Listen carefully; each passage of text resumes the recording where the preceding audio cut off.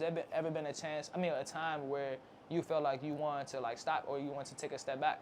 And if so, what was the motivation? Like, what was the spark in your confidence and be like, nah, I need to keep going?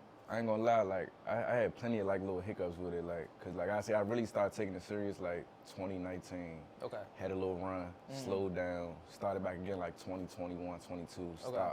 Then I really just got it back buzzing like really this year for real. I ain't gonna say last year, cause last year I did drop, but it was basically just all like music. It was no videos, no content. Okay. This year I'm heavy on my content now.